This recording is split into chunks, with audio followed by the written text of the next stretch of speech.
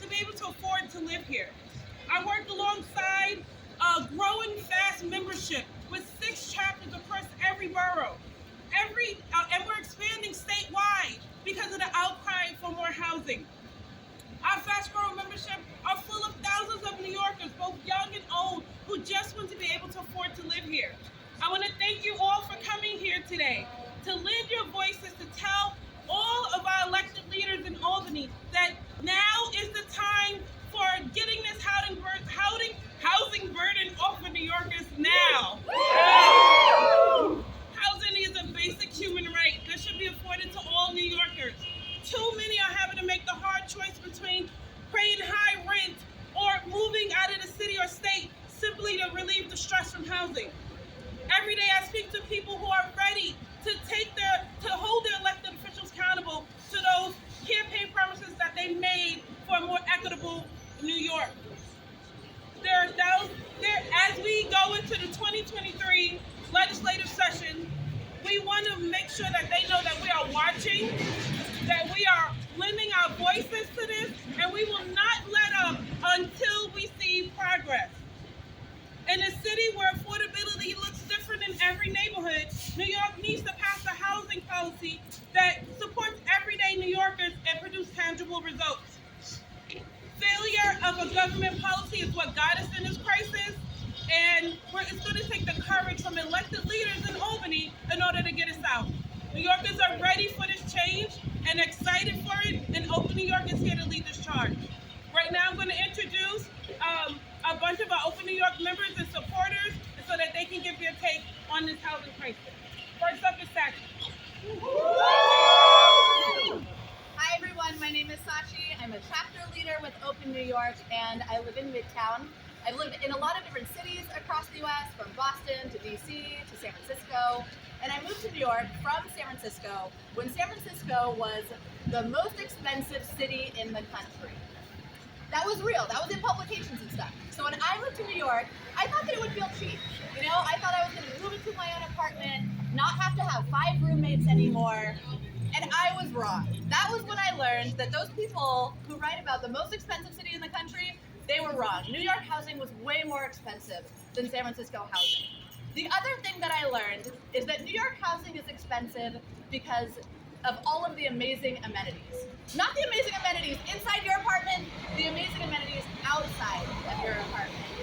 The ability to walk along the High Line, the ability to take one train ride and make it to the best performing arts in the country, if not in the world, and really just the amazing energy that everyday citizens bring to New York City every single day.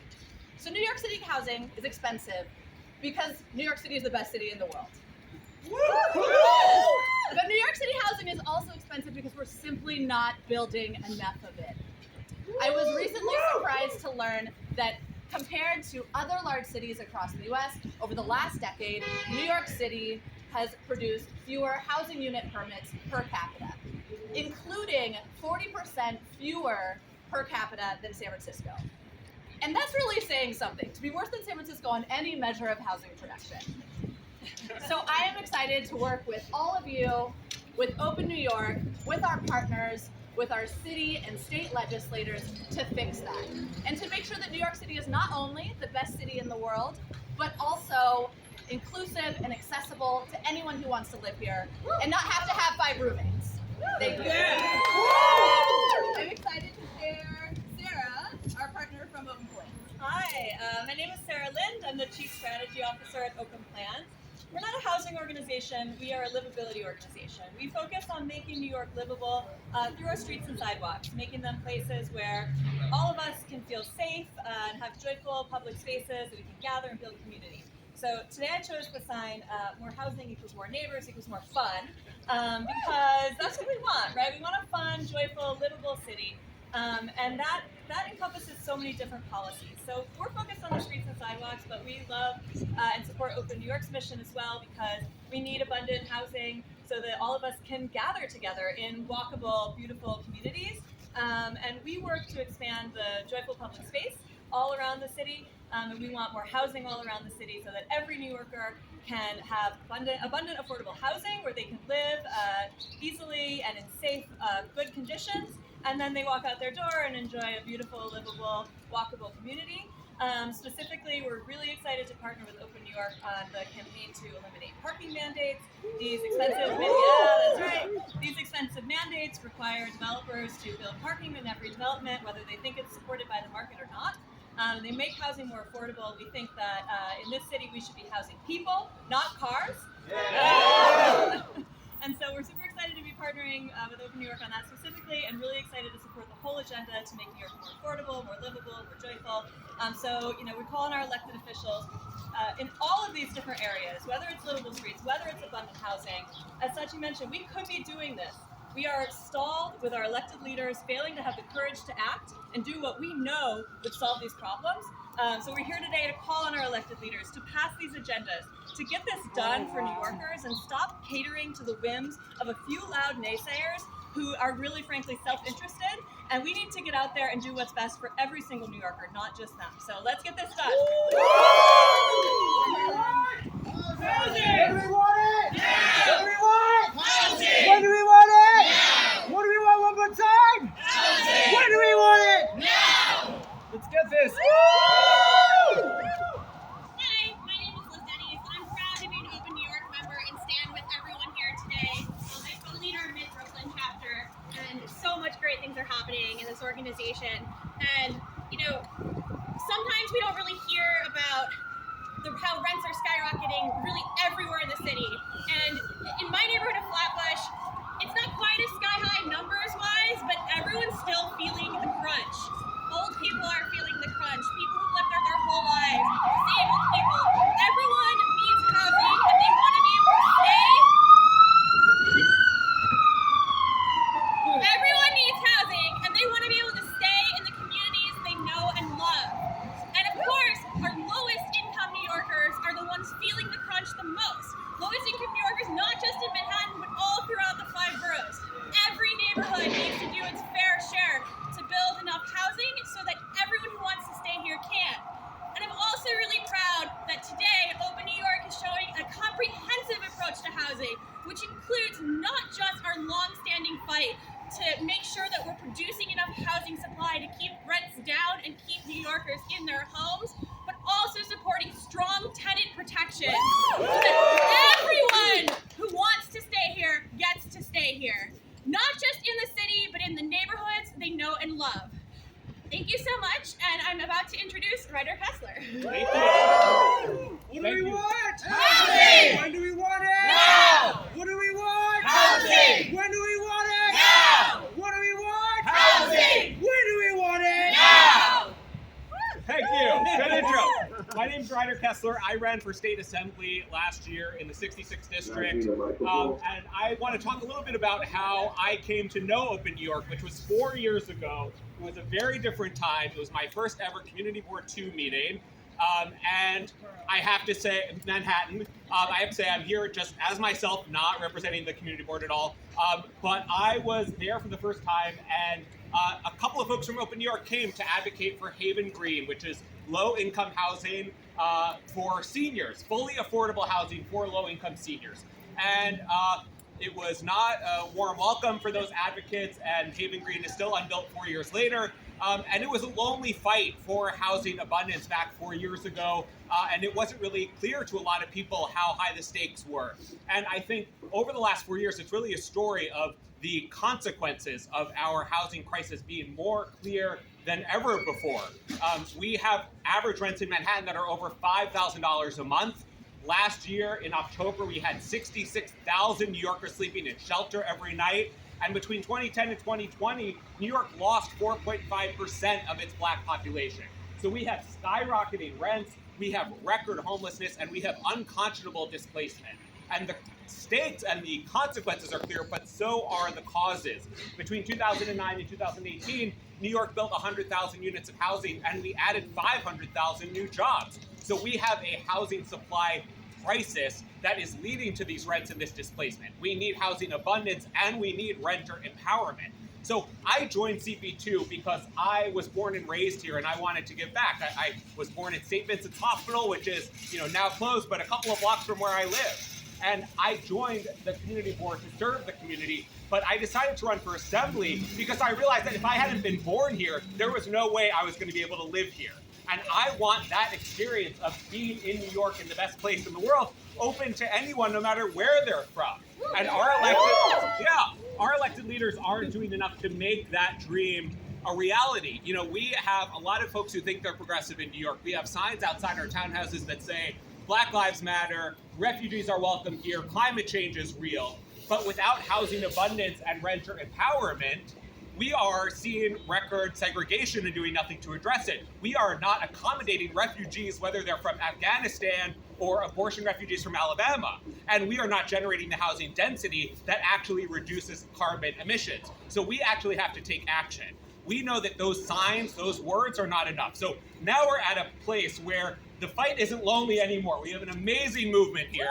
And yeah, I didn't win my election, but this movement is winning. And we know that because we have the words, the commitments from our leaders in City Hall and in Albany.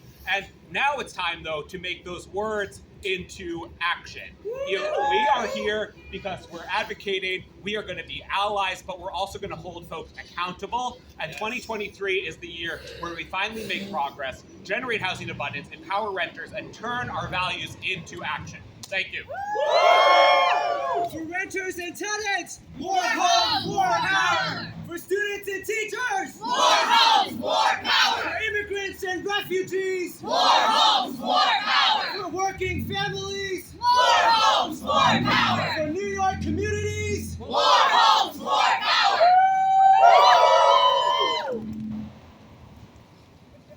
All right, hello everyone. Thank you for everyone for being here. It's great to see so many people. My name is Samir Lavingia. I'm a Manhattan chapter leader for Open New York. I live in Union Square, one subway stop away from here, and I used to live in the West Village before that. The system that we have in place, the system that limits housing production, that encourages sprawl, it hurts everyone, not just locally, not just in Manhattan, not just in New York City, but worldwide. I am invested in this fight because I care about the climate that we are going to have to live in and future generations are going to have to live in. One that is causing record heat waves in Europe and Asia and making superstorms like Sandy more and more common. Housing policy is climate policy, and let me tell you why. New York City residents have the smallest carbon footprints in the country and emit less than 30% of the national average, with Manhattanites generating even less. And when you think about it, it's pretty intuitive. We take the train, we broadly don't drive, most people don't have cars, we can walk or bike to many of our essential destinations, be it schools, hospitals, or just to go to the grocery store. In these dense urban areas where you can do all those things without driving, it means that we are simply emitting less carbon because we don't have to have those emissions coming out of our tailpipes. It is imperative that we make it so everyone who wants to live in New York City should be able to do so. Housing policy is transportation policy. Everyone who wants to join our dense urban fabric should be encouraged to, and we should stop structuring our systems and policies in a way that pushes people to the less expensive fringe, where car ownership is rampant and is hurting our planet. We need more density, and we need density here in Manhattan, in the great city of New York, and all over New York State, especially on routes along the Long Island Railroad and the Metro North, where people already have low carbon ways to get around. Thank you for being here, to everyone for being here and supporting this essential advocacy work. We need to start changing hearts and minds when it comes to the efficiencies of our cities. There's this misconception that green is good. When you're walking around a suburb, you see a beautifully manicured lawn, you think, okay, that's green, that must be good for the environment. But it simply is not, it could not be further from the truth. When you see a lawn or a backyard, that is climate arson. We need to confront this rumor head on and spread this message far and wide, especially in these suburbs where I spoke of earlier, that can handle more density and have carbon-free ways to get into the city. Housing policy is climate policy. If we do this right, the next time people come or people see an apartment building going up in their neighborhood, they're not going to see an invader. They're not going to see something that is harmful, but they're going to see something that is helpful to the planet, to their local community, and to everyone in this world, and future generations to come. So thank you to everyone once again for being here today. Let's get this done.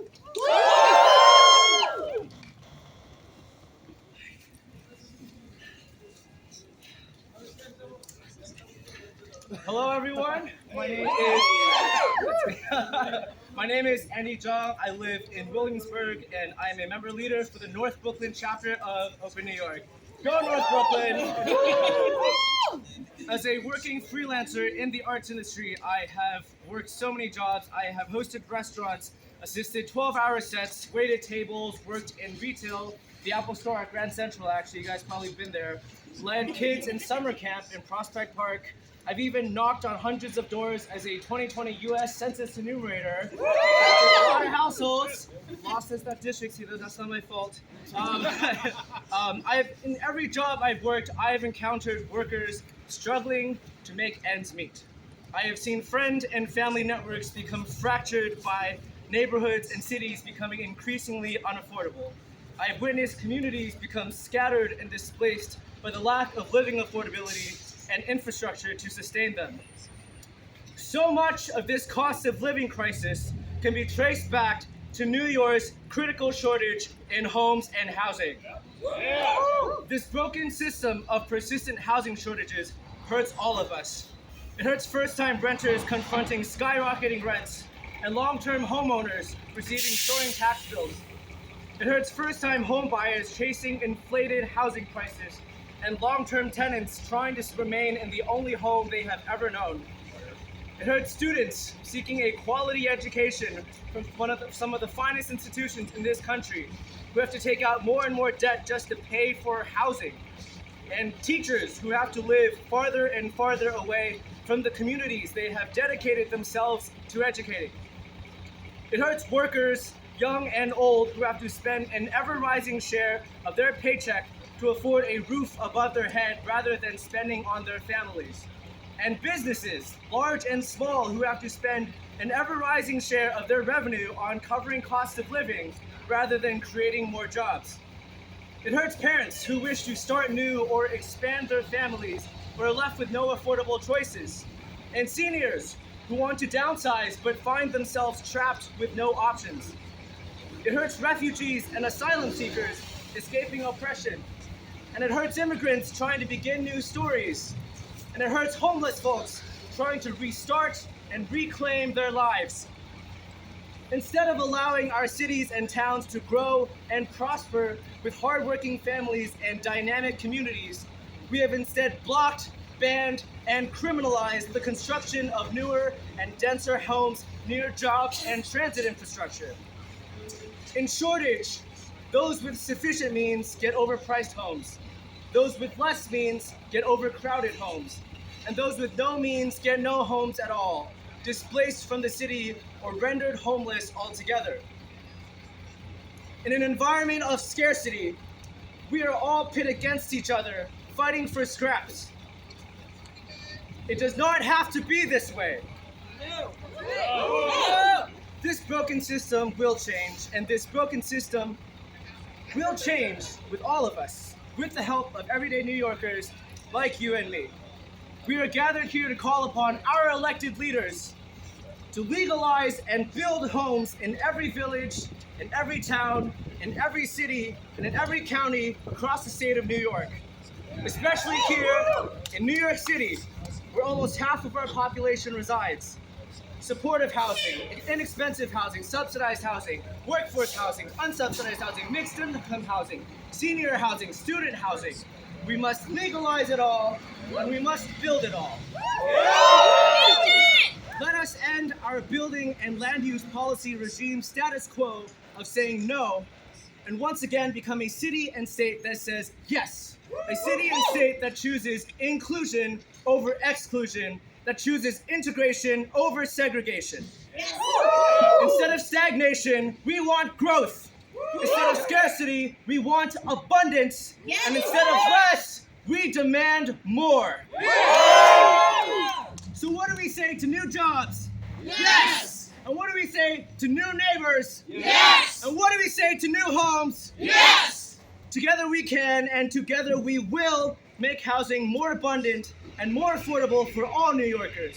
For you, For me, for our neighbors, for current New Yorkers, for future New Yorkers, for everyone.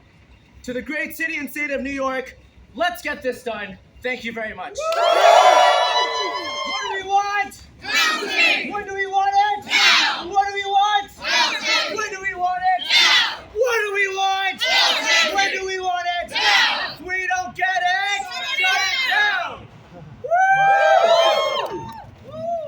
All right, I want to thank everyone for coming here today. This has been amazing. You guys have done your part as New Yorkers, as people of New York who are just fighting for, like Andy said, scraps.